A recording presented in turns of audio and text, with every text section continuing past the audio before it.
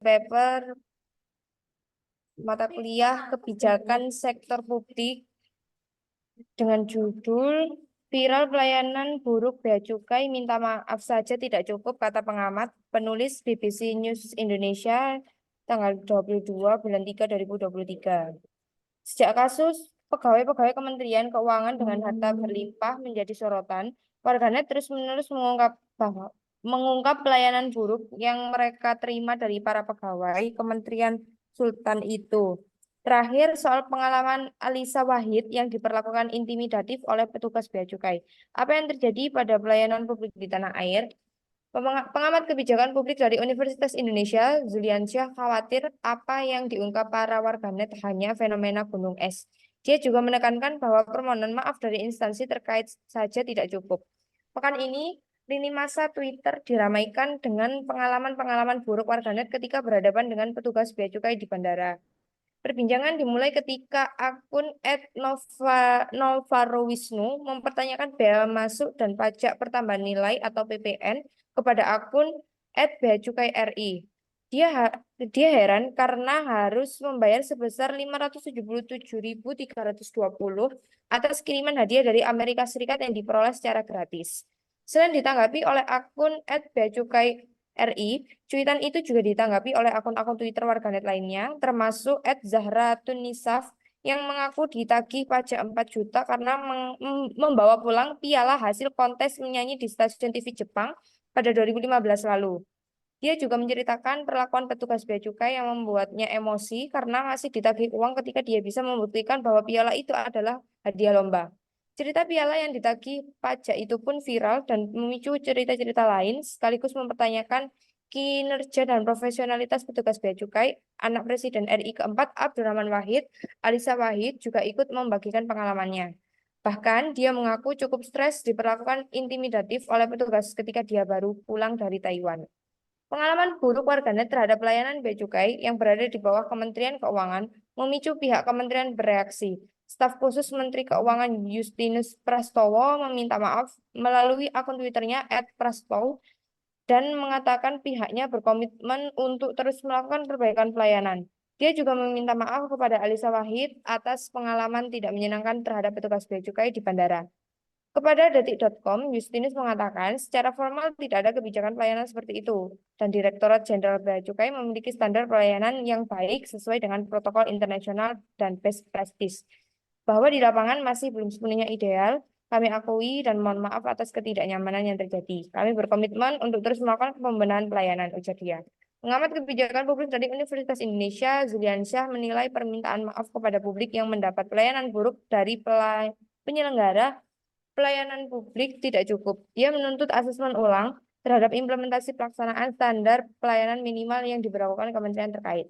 Penulis BBC News Indonesia, permasalahan penggunaan media sosial oleh warganet untuk membagikan pengalaman buruk mereka dengan petugas bea cukai telah menyoroti masalah pelayanan yang dianggap tidak memadai, mulai dari pengenaan pajak yang dianggap tidak jelas hingga perlakuan intimidatif terhadap individu seperti Alisa Wahid. Semuanya menunjukkan adanya kekurangan dalam pelayanan publik ini. Pemecahan satu, transparansi dan pendidikan masyarakat. Upaya yang lebih besar harus dilakukan untuk memberikan informasi yang jelas kepada masyarakat tentang biaya masuk, PPN, dan peraturan yang mengatur impor barang. Edukasi masyarakat dapat membantu mengurangi kebingungan dan ketidakpuasan masyarakat terhadap kebijakan tarif. Dua, evaluasi dan revisi kebijakan. Penting untuk melakukan evaluasi rinci terhadap kebijakan bea masuk impor dan pemungutan PPN apabila terdapat konflik antara kebijakan dan kenyataan modifikasi kebijakan harus dipertimbangkan untuk mengurangi ketidaknyamanan dan kebingungan masyarakat. Yang ketiga, meningkatkan pelatihan petugas bea cukai. Perlunya peningkatan pelatihan dan kesadaran petugas bea cukai mengenai pelayanan kepada masyarakat. Anda akan mampu menangani situasi dengan lebih bijaksana dan memperlakukan orang lain dengan hormat, terutama bila ada kasus yang rumit atau kontroversial. Saran, protokol yang ada dalam pelayanan publik perlu dievaluasi secara menyeluruh. Hal ini termasuk memeriksa apakah standar pelayanan minimum yang ditetapkan Kementerian Keuangan telah dilaksanakan dengan baik. Penting untuk meningkatkan transparansi mengenai peraturan bea masuk dan pajak pertambahan nilai. Kita juga perlu mengedukasi masyarakat untuk lebih memahami peraturan perpajakan atas kiriman dan hadiah luar negeri. Kesimpulan, Adanya serangkaian pengalaman buruk dalam pelayanan publik di Indonesia, khususnya terkait petugas bea cukai di bandara. Meskipun ada permintaan maaf dan komitmen untuk perbaikan, Ziliansyah dan sejumlah pihak menekankan pentingnya langkah konkret seperti asesmen ulang terhadap standar pelayanan minimal yang diterapkan untuk menangani masalah ini secara lebih menyeluruh. Sampai di sini ada yang perlu ditanyakan? Yuk, teman-teman, tanya dong. Ada cerita yang menarik ini. Ya sudah cukai.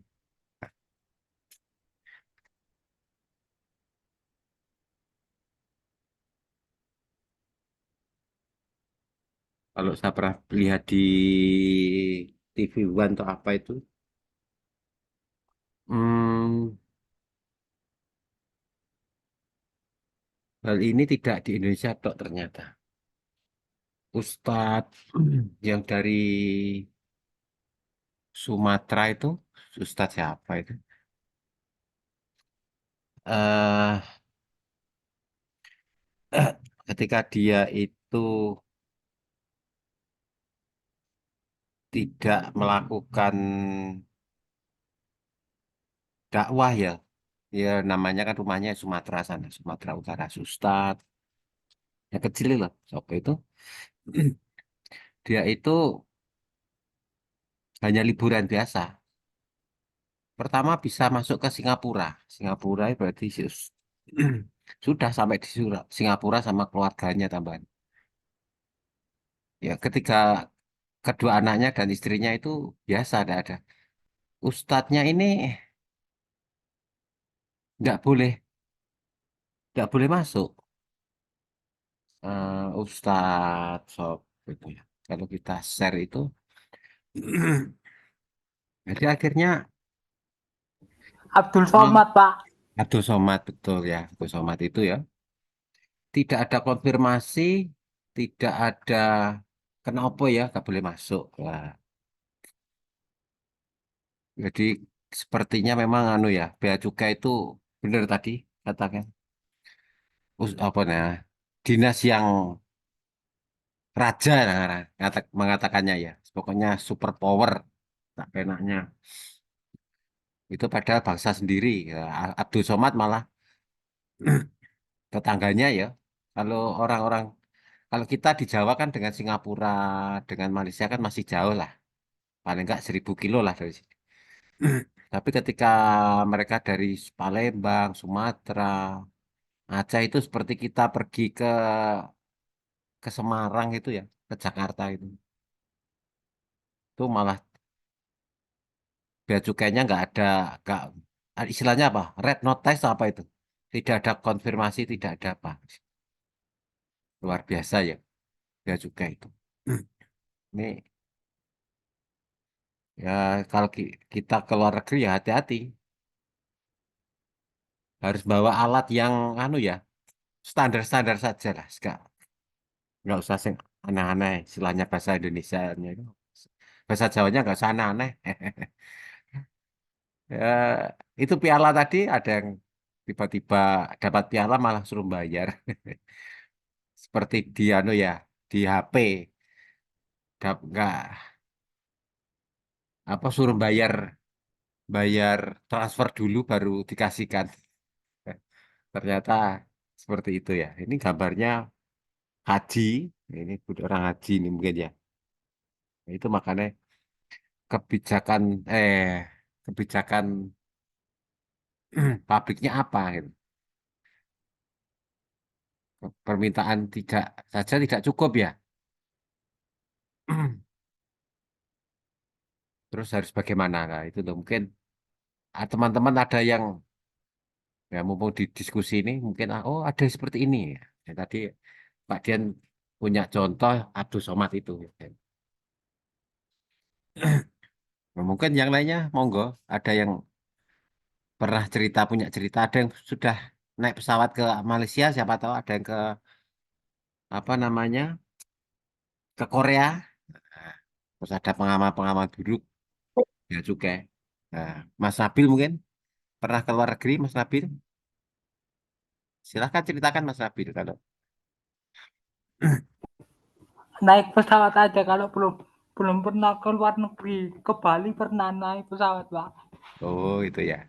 Saya mau ngerti ada yang ke bea cukai apa gitu. Belum, Ya, enggak berarti ada. berarti kita sama ya. Pak Dia naik pesawat tok sampai Jakarta, sampai belum pernah ke luar negeri ya. Ayo kita sama-sama yuk. Sekali-sekali kunjungan ke mana? Ke Singapura atau ke Malaysia. Kalau di sekolahnya Pak Dia dulu di UB gitu ya. Tapi kita nggak boleh mengecilkan hati. Ya urunan antara dosen dan mahasiswa rombongan itu. Tapi juga di universitasnya sih ada semacam pendanaannya sih, bantuan lah beberapa juta gitu. Sehingga kita benar-benar namanya istilahnya apa? Sekolah internasional universitasnya seperti itu.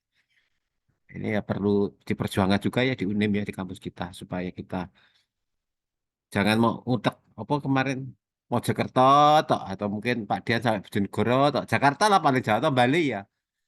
Nah, ada teman kita ya yang di NTB ini nggak kelihatan ini beberapa ini. Itu ya perlu diberi anu komen-komennya. Tapi itu pun juga masih di Indonesia. Perlu Mas Nabil. Ha-ha. Tapi ya sayangnya kita masih lokalan ya. Ini hal yang menarik. Kita naik keluar negeri harus siap-siap berarti. Monggo yang lainnya komentar sebelum kita sebelum selanjutnya yang siapa yang sudah siap. Monggo. Teman-teman, ayo silakan. Dibuat santai ya pelajarannya. Santai serius tapi cepat.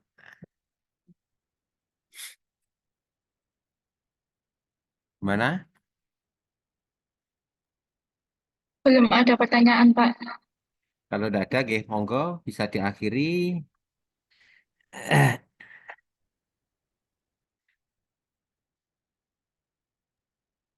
Silahkan siapa yang sudah siap.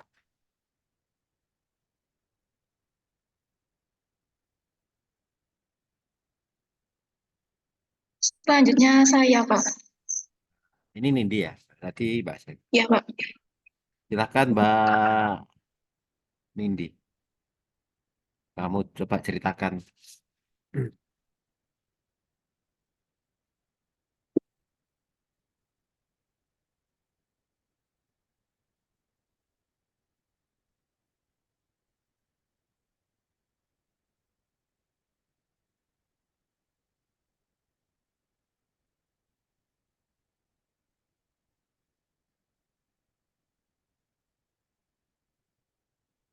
Risetnya itu ya. Oh ya, oke. Sip.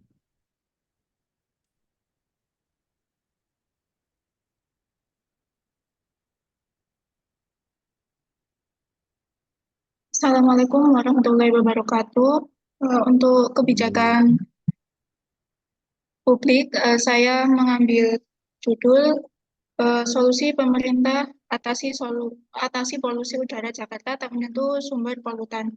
Reporter Mutia Yuan Tisia, editor Iqbal Muhtarom. Mohon izin untuk Bapak Dian karena berita yang saya ambil ini panjang, jadi saya akan menjelaskan poin-poinnya saja. Silahkan. Oke. Inti-intinya ceritakan. Jadi untuk permasalahannya itu udara di ibu kota Jakarta sudah berhari-hari dikepung polusi. Secara kasat mata, kondisi ini bisa dengan mudah terlihat. Pemandangan udara Jakarta yang tertutup asap tipis, gedung-gedung pencakar langit seolah-olah berada di negeri awan. Data terkini pada Jumat pagi, tanggal 18 Agustus 2023, US Air Quality Index atau AQUS atau indeks kualitas udara di ibu kota tercatat di angka 128. Indeks ini sedikit membaik bila dibanding hari Rabu dan Selasa, namun kembali memburuk dibanding hari Kamis saat hari libur kemerdekaan.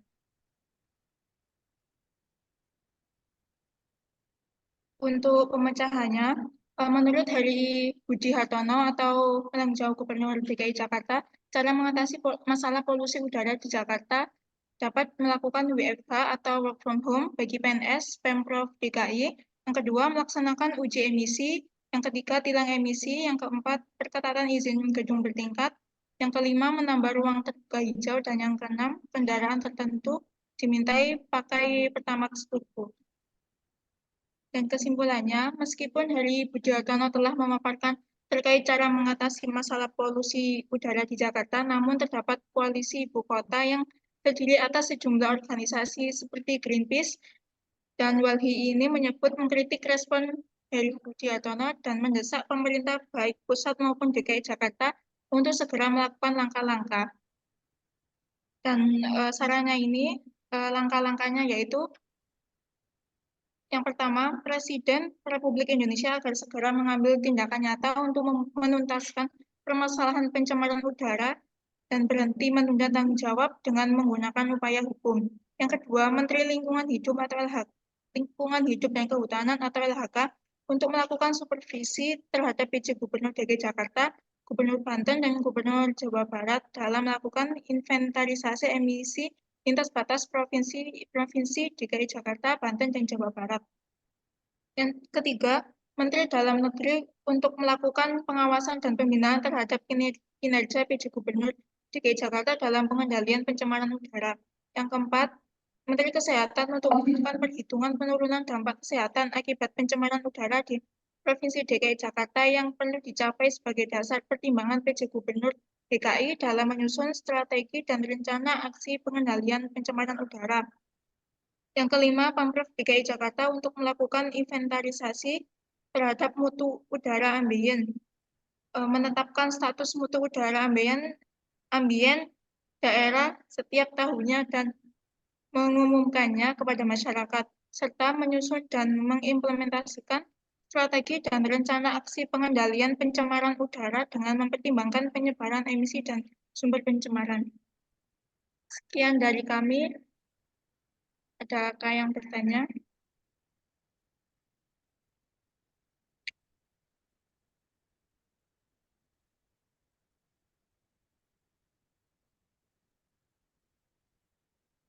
Ayo, monggo, mahasiswa, silakan.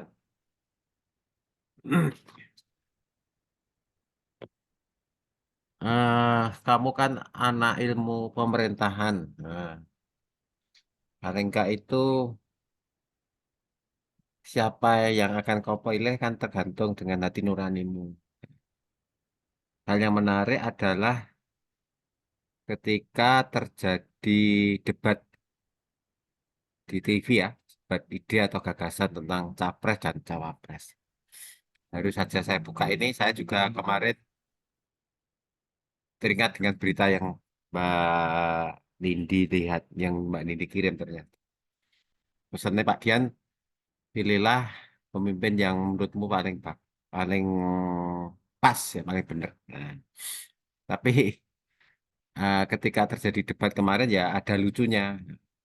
Ketika Pak Prabowo dengan Pak Anies Baswedan, ternyata ada berita ini ya, ternyata bagaimana pencemaran udara, bagaimana Pak Anies Baswedan mengomentari bahwa dengan sistem lalu lintas yang baik mengurangi pencemaran. Tapi kan namanya orang debat ya, nanti tanggal 7 juga lihat lagi lah supaya lucu ya. Satunya ternyata mengatakan tidak tidak apa ya, tidak tidak semuanya hilang. Akhirnya dari debatnya Pak Prabowo itu kan Pak Prabowo-nya kok eh, karena adanya angin yang menuju ke Jakarta, nah, semuanya akhirnya ngumpul ke Jakarta lagi. Akhirnya Pak Prabowo-nya menanggapi itu.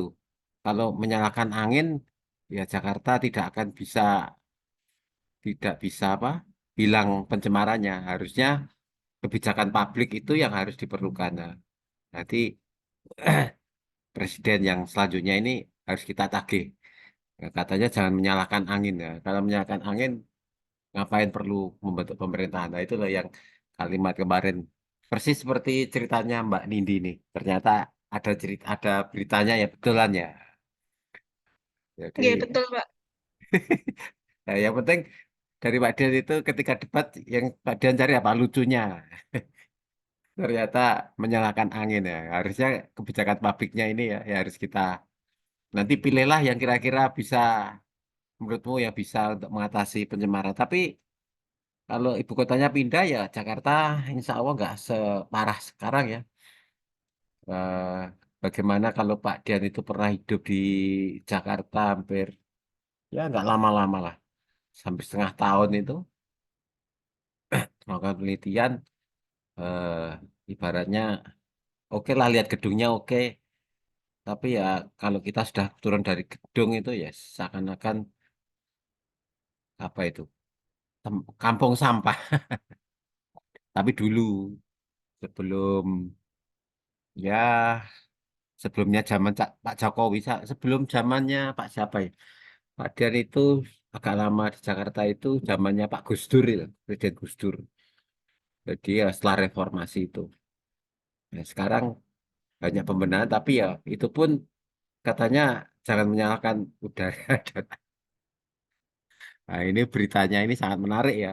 Ternyata ada juga ya. Cuma memang ya beritanya sangat panjang, tapi nek beritanya panjang itu sangat menarik. Nah, itu seharusnya tugas mahasiswa yang lainnya untuk memberi komentar. Oh iya, betul ya. Katanya di debat presiden itu ada seperti itu. Besok minggu dan selanjutnya kita lihat cermati, terutama yang berhubungan dengan pertama teknik penyusunan keuangan daerah itu penting. Semuanya itu tidak akan bisa jalan punya tanpa punya keuangan. Kedua, kebijakan publik apa yang akan dilakukan. Kalau kebijakan politik banyak, semuanya mesti akan menyalahkan satu dengan yang lain atau meneruskan dengan satu.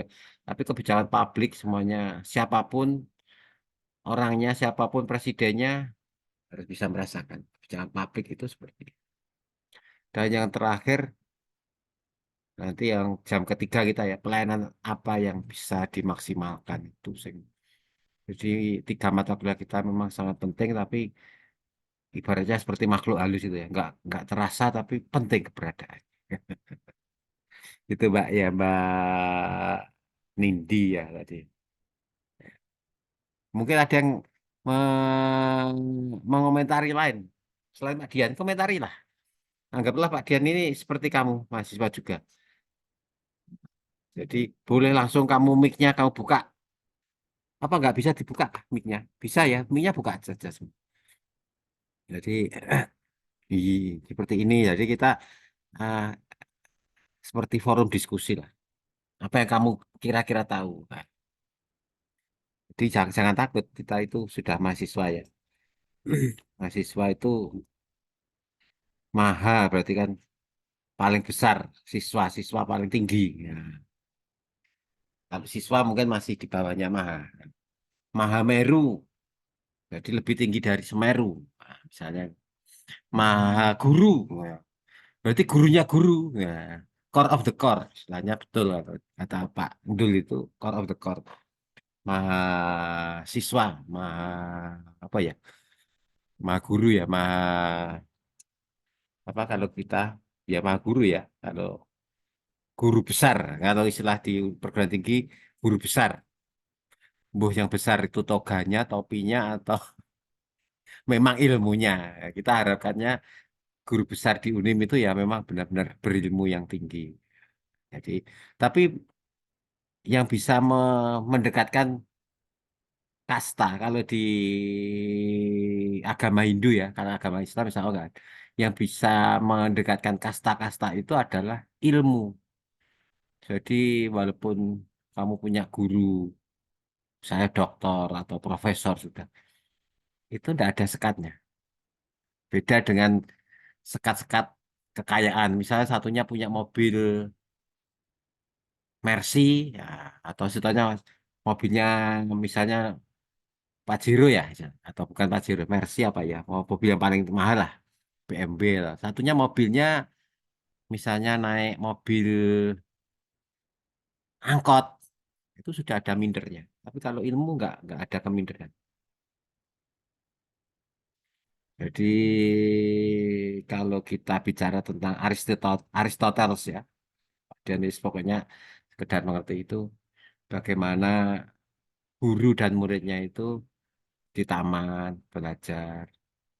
Guru-gurunya ditanyain, muridnya seperti kamu ini tidak ada batasnya. Guru-gurunya Aristoteles banyak akhirnya menjadikan Plato gitu. Iya, dibukalah ruang diskusi seperti tadi bagaimana Mas Nabil oh aku pernah ke Bali ya. Siapa tahu Mas Nabil pernah ke ya nggak anu ya nggak mengecilkan misalnya pernah ke Arab Saudi ya nggak tahu ya siapa tahu ada teman-teman kita siapa tahu ada mahasiswa teman kita ini yang nyalek bisa jadi praktisimu sok Ben belum tentu belum tentu sama-sama masih kamu kan masih SMA ya lulusannya S1 kan masih ini tapi satunya siapa tahu jadi capres nah ini ternyata siapa yang belum pernah ke Monas pertanyaannya gitu aja sederhana. Ada yang sudah, ada yang belum ke Monas. Mahasiswa ini satu, dua. Mbak Nindi sudah Saya pernah ke belum, Pak. Monas? Belum, ya Belum. wes. Tak juga Belum, no Pak. ke sana sebagai misalnya pelajar yang berprestasi gitu. Dari sana, Pak Dian ke sana juga ngantarkan puterannya Pak Dian pertama. Selain magang ya pernah hidup di sana. Terus ke sana lagi itu kalau nggak ada momen ya nggak ke sana. Misalnya lomba lomba apa ya pelajar gitu anaknya Pak Dian. Harus sudah SMA dulu waktu masih kecil. Soalnya ya ongkosnya ke sana ya lumayan lah. Sekarang sudah ada sepur yang murah sih. Nah itu harusnya impiannya Pak Dian itu, tapi ya nggak boleh dipaksa ya. Mahasiswa itu misalnya DPR pusat, legislatif pusat, istana negara, misalnya penelitian tentang skripsinya. Wah hebat. Tapi ya semampunya itu sudah. Nah, semuanya semoga bisa segera ya, anggaplah kamu dolan ke Monas itu seperti kamu dolan ke Jalan Majapahit itu. Atau jalan ke Jabon ya, Mas. Jadi biasa. Masa hanya orang-orang yang tadi apa, ibaratnya mobilnya yang bagus-bagus bisa ke sana, tapi mobilnya yang naik angkot, naik sepeda, hanya keliteran, misalnya Rolak Songo gitu, dok. Jangan tah. Tah. Yang lainnya, ah, semoga bisa ke sana. Monggo. Kalau tidak ada yang ditanyakan, bisa selanjutnya siapa? Bisa kamu tutup, Mbak Nindi, presentasimu. Atau mungkin ada yang ditanyakan, tidak apa-apa, silakan. Kita buat Baik, santai. saya akhir. Iya, silakan. Ada yang selanjutnya, monggo, Baik, Mbak. Iya. baik. Jika Lanjutkan. tidak ada yang bertanya, saya akhiri. Wassalamualaikum warahmatullahi wabarakatuh. Waalaikumsalam warahmatullahi wabarakatuh. Nah, Saya Pak. Mas Nabil, ayo Mas Nabil.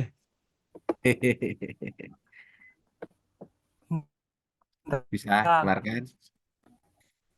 Presentasimu bisa keluar. Coba ya. Ada yang membantu malah bagus. Nah, Sudah Pak, sudah keluar. nah, sudah. Yang lainnya gimana? Beri komentar ya kalau nggak keluar. Nah, monggo dibuka, diceritakan. Kamu menceritakan apa ini? Ya, tentang kebijakan publik.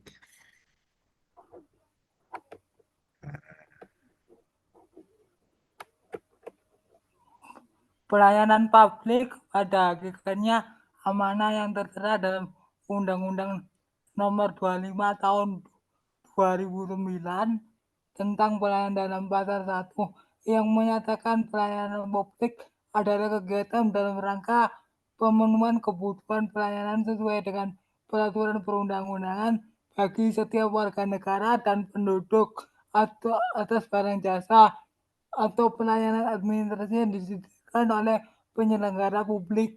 Bertugas pula pada ayat 7 bahwa standar pelayanan adalah tolak ukur yang digunakan sebagai pedoman penyelenggaraan pelayanan dan acuan penilaian kualitas pelayanan sebagai kewajiban dan janji penyelenggara kepada masyarakat dalam rangka pelayanan yang berkualitas, cepat, mudah, terjangkau, dan tertukar dan terukur. Pelayanan publik menjadi good government atau tata kelola pemerintah yang baik adalah suatu penyelenggara manajemen pembangunan yang solid dan bertanggung jawab yang sejalan terhadap prinsip demokrasi dan pasar yang efisien, penghinaan terhadap kemungkinan salah alokasi dan investasi, dan pencegahan korupsi baik secara politik maupun administratif, menjalankan disiplin anggaran serta penyukaan ilegal dan politikal framework bagi tumbuhnya aktivitas usaha penyelenggara pelayanan publik erat kaitannya dengan pelaksanaan tugas-tugas pemerintah. Dasar adalah pembuatan kartu tanda penduduk EKTP dan dalam pelaksanaannya berkaitan erat dengan hak bagi setiap warga negara Indonesia. Terima kasih, Pak. Coba kamu anu nih, permasalahannya apa? Mungkin permasalahan, penyelesaiannya, kesimpulanmu. Itu aja mungkin, Mas Nabit. Itu aja, Pak. Oke, oke. Itu menceritakan tentang EKTP, Pak. EKTP. Ya. EKTP itu sudah ada semuanya, sudah kan belum di mahasiswa ini yang KTP secara bukan elektronik lagi, yang didaftarkan lewat apa namanya HP. Nah, kita masih ingat Pak praktisi kita kemarin. Nah, jadi mulai 1 Januari 2024 ini fotokopi EKTP tidak diakui lagi. Nah, itu mungkin perlu mulai mulai anu ya, ini kan baru tanggal 2 ya. Mungkin mahasiswa-mahasiswa bentar lagi kan 3 minggu setelah ini UTS ya, UAS ya. Nah, itu mungkin sambil nunggu, oh iya, sambil nunggu KRS-an, KRS-an, KS, itu bisa coba mampir ke kantor Dukcapil. Coba kamu tanyakan KTP yang secara HP itu ya, bukan tugas ya, cuma kewajibanmu. Nah, jadi mumpung ada, Mbak Dian mumpung ingat, tadi apa? PP nomor 25 tahun 2000 berapa itu? Mbak Dian sampai lupa ya. Tentang pelayanan publik. Tentang PP pelayanan publik ya. PP pelayanan publik. Ini kamu,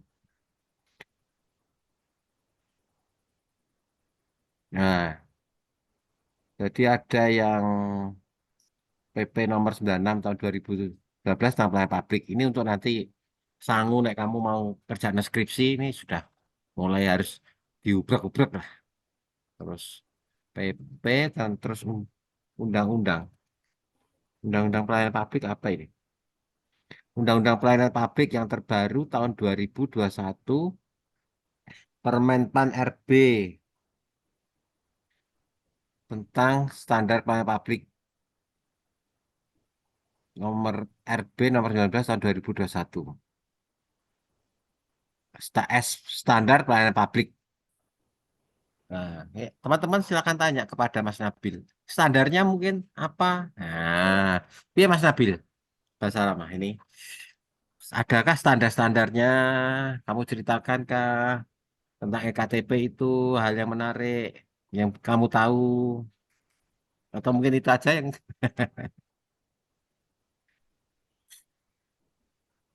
Ya, demikian, Pak. ya, itu dah ya. Mungkin ada yang ditanyakan. Mahasiswa silakan tanyakan. Harus tahu ya. Oh ini loh. tentang pelayanan publik itu tadi undang-undangnya eh, mumpung pas ini tahunnya baru. Kemarin semua dosen itu yang sudah bersertifikasi wajib punya NPWP baru. Bukan NPWP baru ya, harus sudah NPWP-nya double, yaitu NPWP elektroniknya sudah ada, harus sesuai dengan NIK. Jadi mulai 1 Januari berlaku atau hari ini sudah mulai berlaku. Jadi untuk pelayanan publik, jadi satu single KTP, satu KTP itu nanti untuk macam-macam. Nah, makanya tadi Pak Dian mumpung ingat, coba kamu ke kantor ke Dukcapil ya. Kalau Dukcapil bisa ya di Sukos itu di depannya SMP 1 Mojokerto Kota itu ada juga apa itu GMNC itu. Siapa tahu terus kamu diberikan dibuka. Terus yang ketiga install data kependudukan di App Store ya. Nanti ikuti coba. Nanti biasanya dikasih apa itu semacam OTP. Itu ya OTP-nya minta dari Pemda atau langsung nggak tahu. Itu mungkin yang Pak Dian tahu. Yang lainnya kalau enggak ada yang ditanyakan, silakan. Demikian dari saya. Assalamualaikum warahmatullahi wabarakatuh. Waalaikumsalam warahmatullahi wabarakatuh. Terima kasih Mas Nabi. Selanjutnya siapakah yang sudah siap untuk presentasi? Monggo, Saya, Pak. Mbak Ikma. Ya. Oke, Mbak Ikma silakan dibuka ya.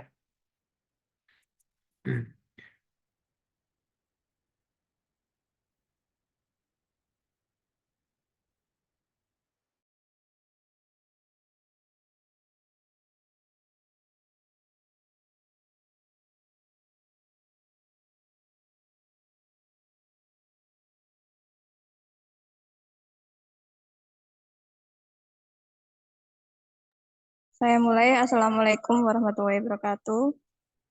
Dari mata Waalaikumsalam kuliah warahmatullahi. kebijakan sektor publik, saya mengambil judul Campur Tangan Pemerintah Memulihkan Krisis Pandemi.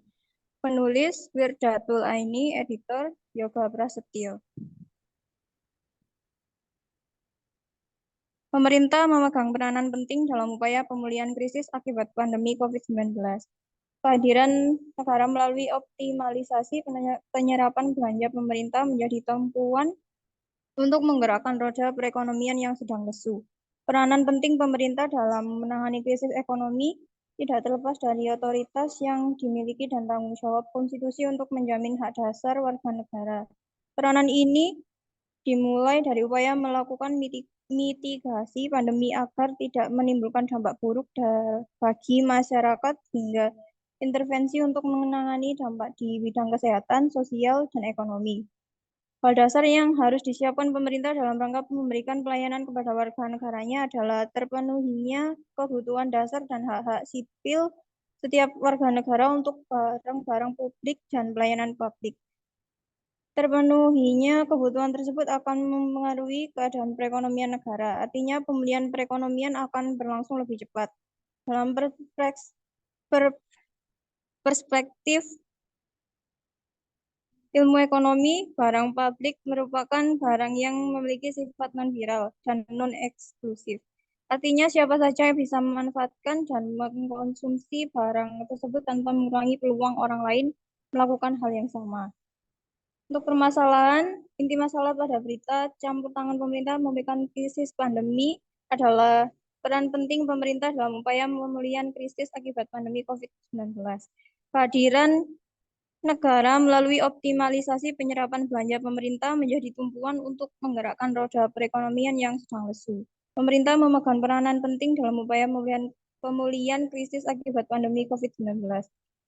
Mulai dari upaya mitigasi pandemi agar tidak menimbulkan dampak buruk bagi masyarakat hingga intervensi untuk menangani dampak di bidang kesehatan, sosial, dan ekonomi. Salah satu hal yang dasar yang harus dipersiapkan pemerintah dalam rangka memberikan pelayanan kepada warga negaranya adalah terpenuhinya kebutuhan dasar dan hak sipil warga negara untuk barang-barang publik dan pelayanan publik. Pemecahan masalah yang dapat dilakukan adalah dengan meningkatkan pengawasan dan penegakan hukum terhadap praktik korupsi dan gratifikasi dalam pelayanan publik. Selain itu, perlu dilakukan edukasi dan sosialisasi kepada masyarakat dan pejabat publik tentang bahaya dan dampak negatif dari praktik korupsi dan gratifikasi dalam pelayanan publik. Pemerintah juga perlu meningkatkan transparansi dan akuntabilitas dalam pelayanan publik sehingga dapat mencegah terjadinya praktik korupsi dan gratifikasi. Selain itu, perlu dilakukan reformasi birokrasi dan peningkatan kualitas sumber daya manusia dalam pelayanan publik sehingga dapat meningkatkan efektivitas dan efisiensi pelayanan publik serta mencegah terjadinya praktik korupsi dan gratifikasi. Kesimpulannya adalah pemerintah memegang peranan penting dalam upaya pemulihan krisis akibat COVID-19. Kehadiran negara melalui optimalisasi penyerapan belanja pemerintah menjadi tumpuan untuk menggerakkan roda perekonomian yang sedang lesu. Pemerintah memegang peranan penting dalam menangani krisis ekonomi tidak terlepas dari otoritas yang dimiliki dan tanggung jawab konstitusi untuk menjamin hak dasar warga negara. Peranan ini dimulai dari upaya melakukan mitigasi pandemi agar tidak menimbulkan dampak buruk bagi masyarakat hingga intervensi untuk menangani dampak di bidang kesehatan, sosial, dan ekonomi. Hal dasar yang harus disiapkan pemerintah dalam rangka memberikan pelayanan pada warga negaranya adalah terpenuhinya kebutuhan dasar dan hak sipil. Terpenuhinya kebutuhan tersebut akan membantu dalam pemulihan krisis akibat pandemi COVID-19. Selain itu, pemerintah juga perlu melakukan distribusi perlindungan sosial, subsidi upah dan listrik, bantuan pendidikan, intensif nakes, dan stimulus ekonomi lainnya untuk menahan keterpurukan dunia usaha dan menjaga daya beli masyarakat, khususnya masyarakat ekonomi lapisan bawah. Meskipun campur tangan pemerintah dapat mengakselerasi pertumbuhan dan pembangunan, intervensi pemerintah juga tidak selalu berhasil sepenuhnya. Peluang munculnya ketidakberhasilan tersebut dapat disebabkan oleh kegagalan pelaksanaan program, adanya dampak yang tidak diperkirakan, dan adanya perilaku oportunis dari pemegang kebijakan. Oleh karena itu, pemerintah perlu terus melakukan evaluasi dan perbaikan dalam upaya pemulihan krisis akibat pandemi COVID-19. Demikian dari saya, apakah ada perlu yang ditanyakan?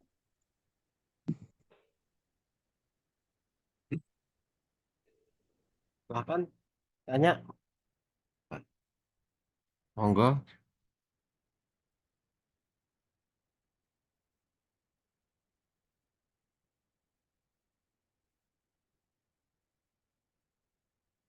Pak, krisisnya juga masih terasa ya. 2020 sekarang 2024, tapi ya sudah mulai agak membaik ya.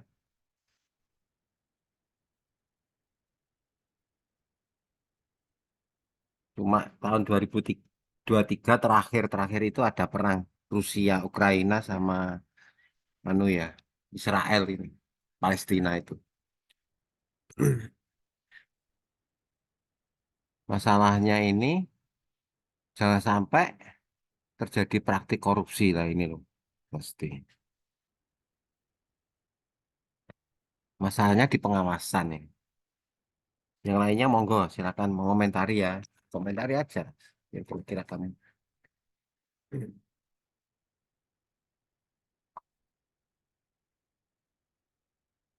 Mungkin itu Pak Dia yang komentar, silakan kalau ada yang komentar lain. Kalau enggak, monggo siapa yang mau melanjutkan sana.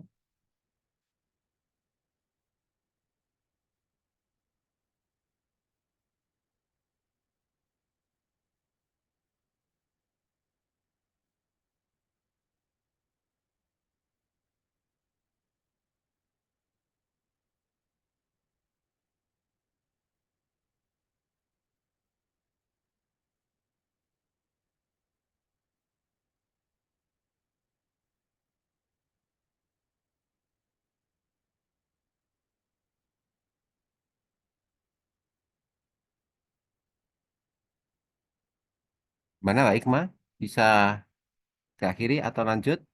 Teman-teman, silakan. Kok, aduh, gak ada kapan. Tidak ada pertanyaan, Pak, dari Tidak ada teman-teman. pertanyaan. Ya, Oke. kok diam sih malah diam-diam diam-diam menghanyutkan. Gak ada sing gak ada sing komen soalnya. Baik, Ya, saya akhiri aja, Pak. Nggih. oke, silahkan. Oke, teman-temanmu menang apa ya, piye ta? Kira-kira ngantuk apa luwe apa misalnya di mencari eh, permen gitu ya, nek sak kelas itu. Saya mau mulai kabeh. Ya, monggo silakan Mbak Iqbal kalau diakhiri. Sekian presentasi dari saya. Saya akhiri. Wassalamualaikum warahmatullahi wabarakatuh. Waalaikumsalam warahmatullahi wabarakatuh. Terima kasih. Monggo siapa yang mau selanjutnya? Sudah siap. Saya Pak. Niki, ya Pak Niki.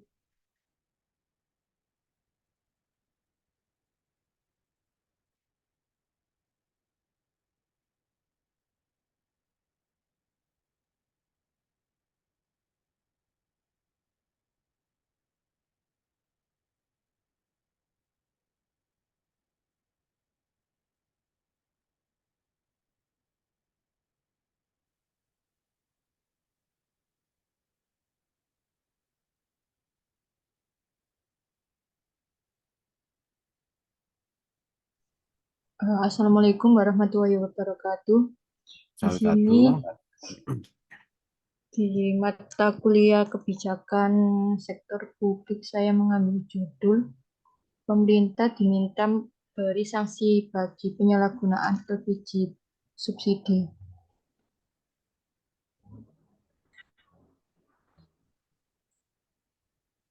Berita Muhammad Faisal Kamis 27/2023 15:26 WIB Jakarta.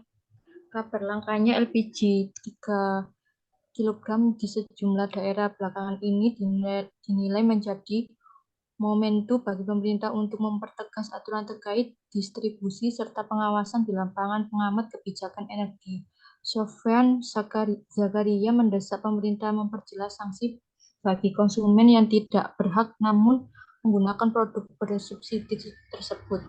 Sepanjang tidak ada ketentuannya tegas, jelas, dan rinci atas LPG 3 kilogram, masyarakat tetap akan meyakini bahwa barang itu bisa mereka beli dalam jumlah berapapun. Aparat penegak hukum juga akan kesulitan untuk melakukan penindakan terhadap hal tersebut.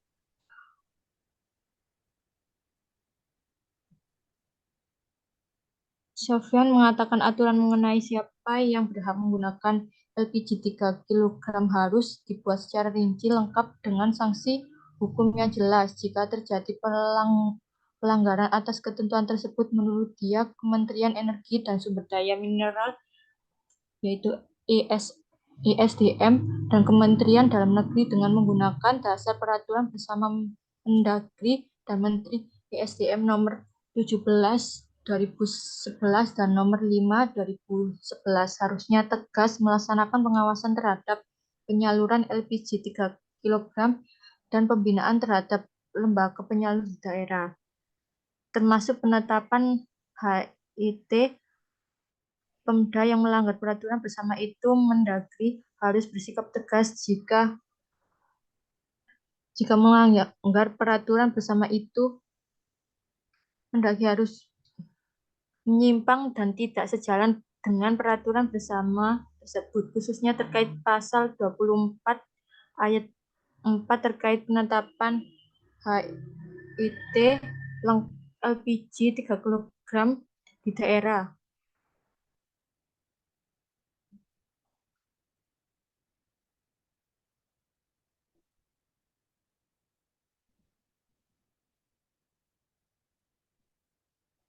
Dia menambahkan pengawasan LPG 3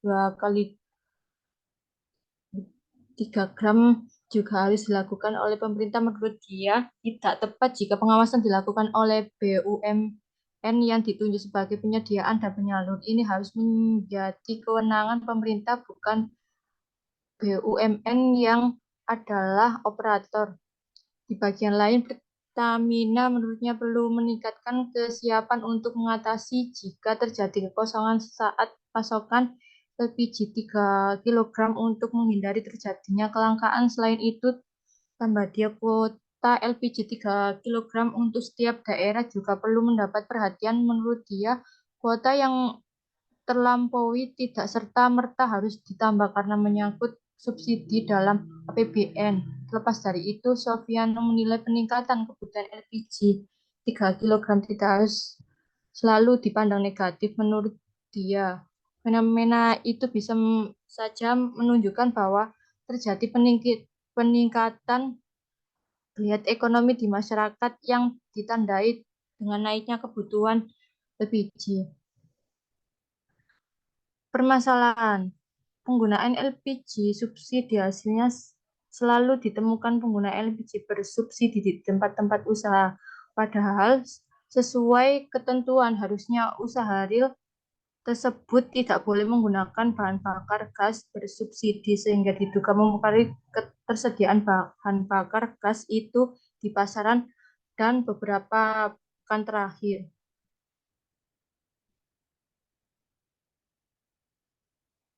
Pemecahan. Dalam perkembangan ini, pemerintah menghimbau kepada masyarakat yang menengah ke atas atau mampu agar tidak menggunakan gas LPG tabung 3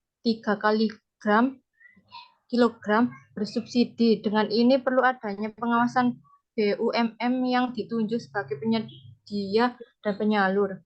Kesimpulan dari berita tersebut, penggunaan LPG harus dengan sesuai masyarakat masing-masing dan sesuai kebutuhannya. Saran-saran mungkin perlu adanya bagi masyarakat yang akan memanfaatkan operasi pasar LPG tabung 3 kg bersubsidi ini harus membawa KTP elektronik dan membawa tabung kosong untuk ditukar. Sekian dari presentasi saya. Apakah ada yang ditanyakan?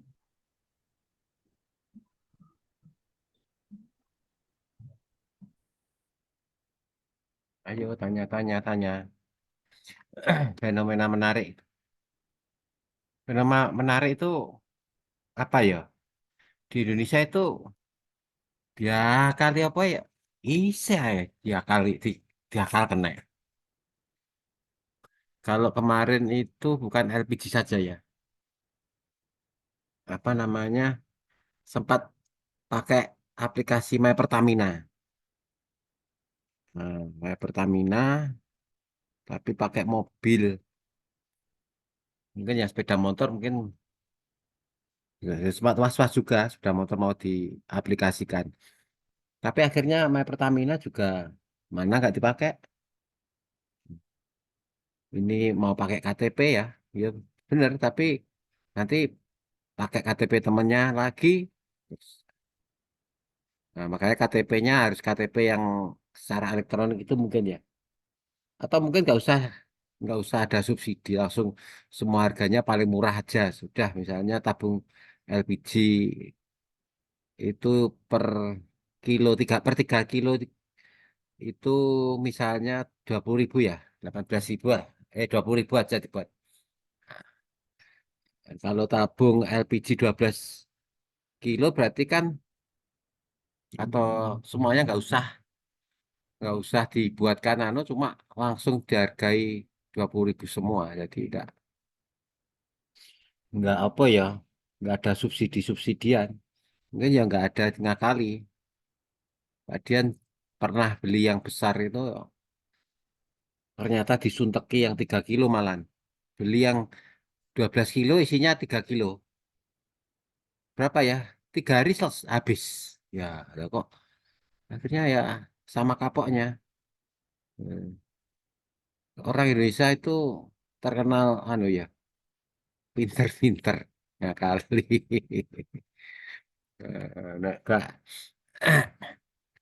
Nah, apa tadi ya? Saya mau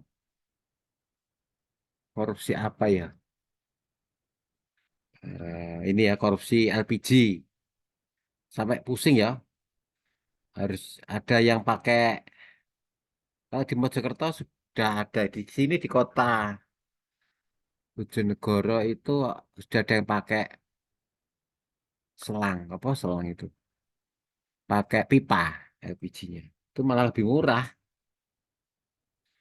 Nah, apa namanya,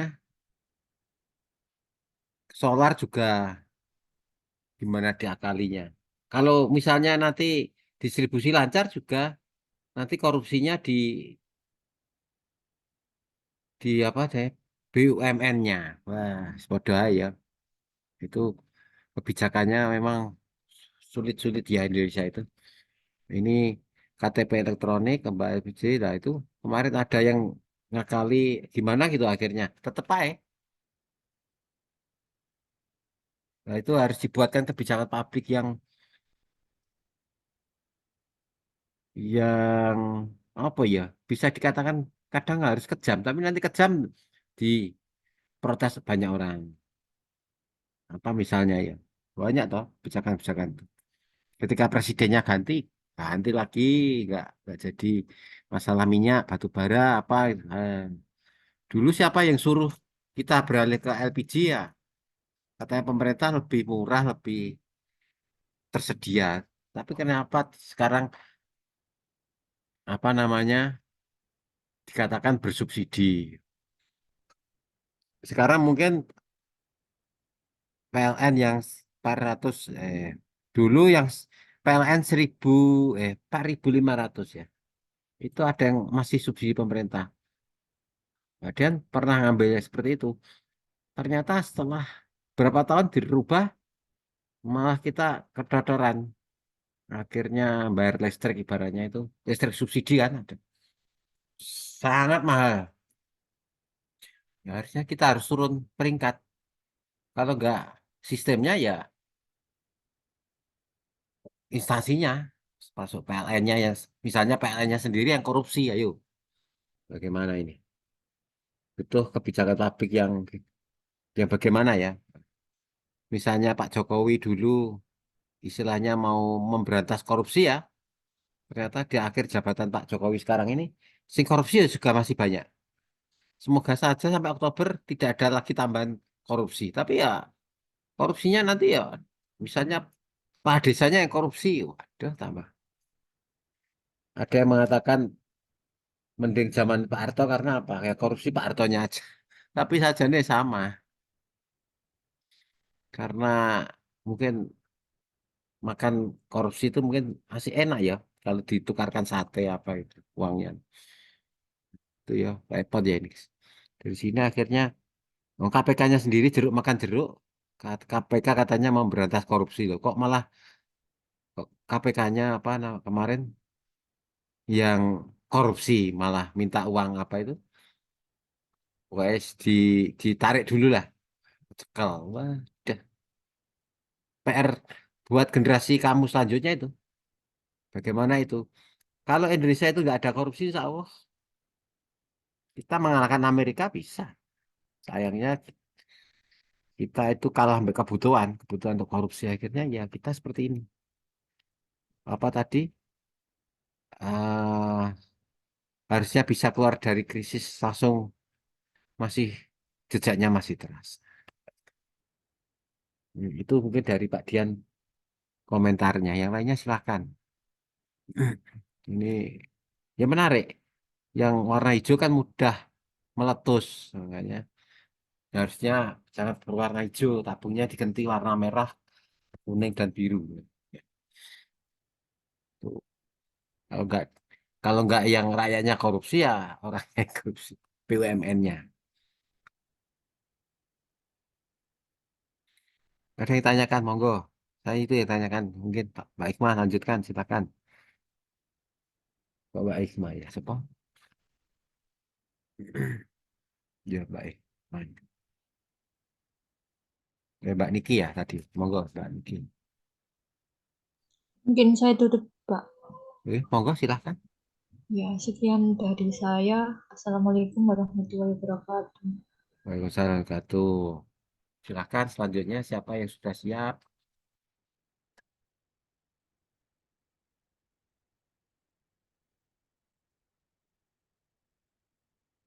Hikmah sudah, Nabil sudah, Niki, Nindi, Mbak Nindi. Nindi sudah. Oh, wes. Ini kita teman hanya 1, 2, 3, 4. 4 ini ya. 5 tadi ada. Yang lainnya Ya itu nanti berarti PR-nya pertemuan kedua besok banyak ya. Apa ya? Ya mungkin ada yang ditanyakan lagi dari Pak Dian mungkin adakah teman-temanmu yang lainnya tentang kebijakan publik?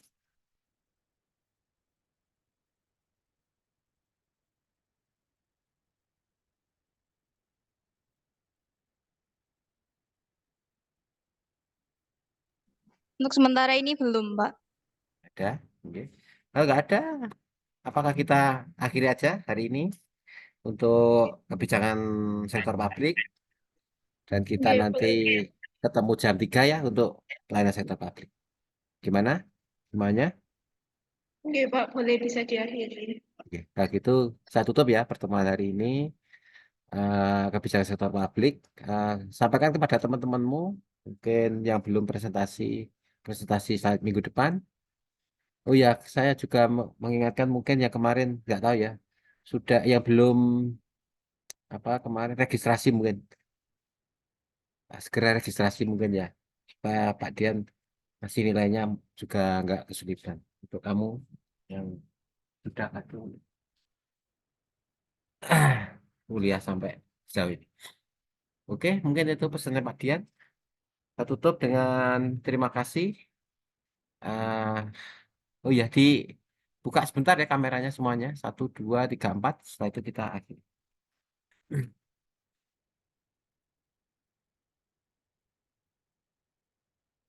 Monggo dibuka dulu kameranya semuanya. 1, 2, G.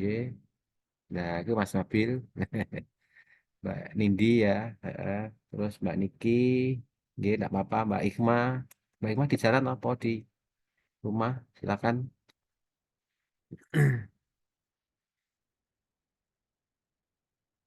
Ya, ini yang bisa dibuka. Oke.